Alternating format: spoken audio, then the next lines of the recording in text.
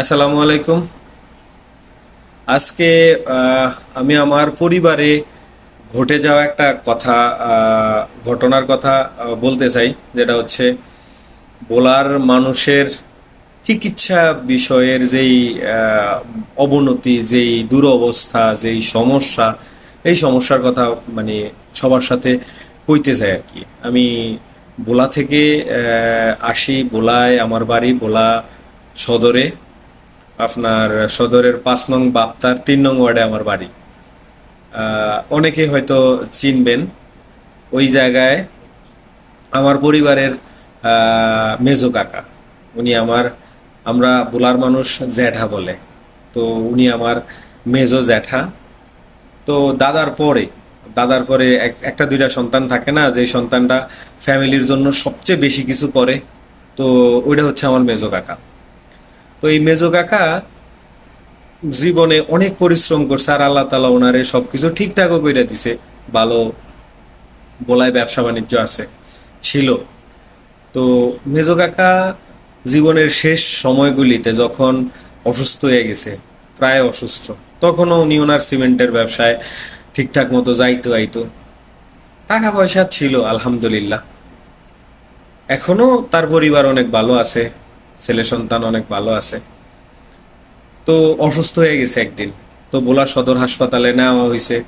নেওয়া হওয়ার পরে সদর হাসপাতাল থেকে বলল যে ওনাকে আমরা মোটামুটি একটু মানে প্রাথমিক যে চিকিৎসা আছে ওই চিকিৎসাটা দিয়ে দিই, আপনারা হচ্ছে ওনাকে ঢাকায় নিয়ে যান।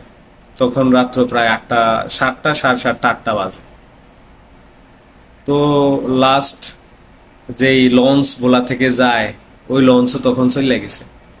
তখন যে কোনো ভাবে আমরা একটা স্পিড বোট ম্যানেজ কইরা মাঝ নদীতে গিয়া বড় কাকারে নিয়ে লঞ্চে উঠছি আমরা যাওয়ার জন্য ঢাকায়। তো আমার এই কাকার টাকা পয়সা ছিল, চিকিৎসা হওয়ার মতো ব্যবস্থাও ছিল।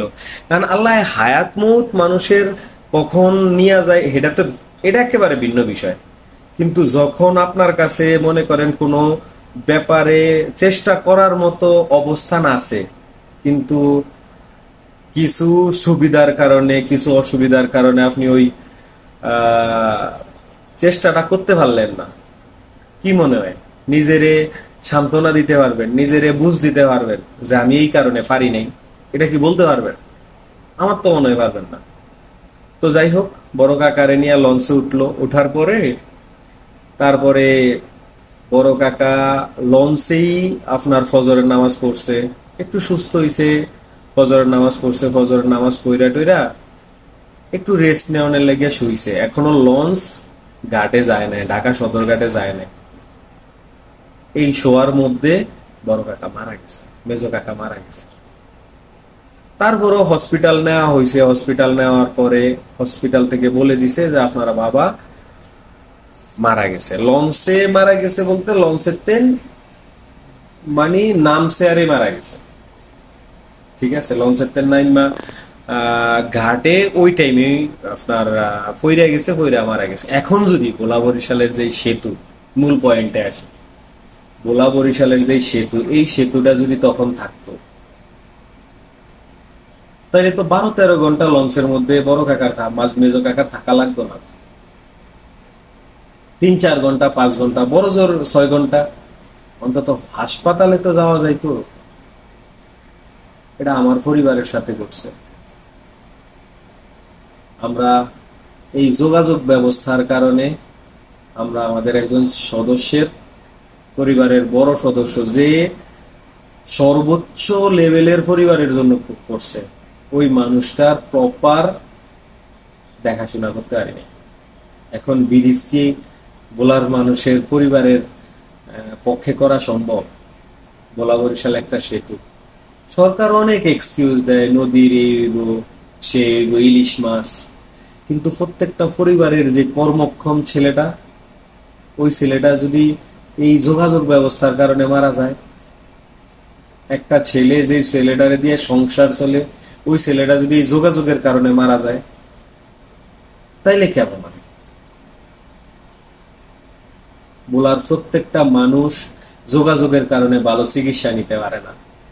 যোগাযোগের কারণে পড়াশোনা সহ আর্থসামাজিক যত কর্মকাণ্ড আছে ওই সন্ধ্যায় লঞ্চ ওঠে, সকালে যায়, যোগাযোগ ব্যবস্থা নাই।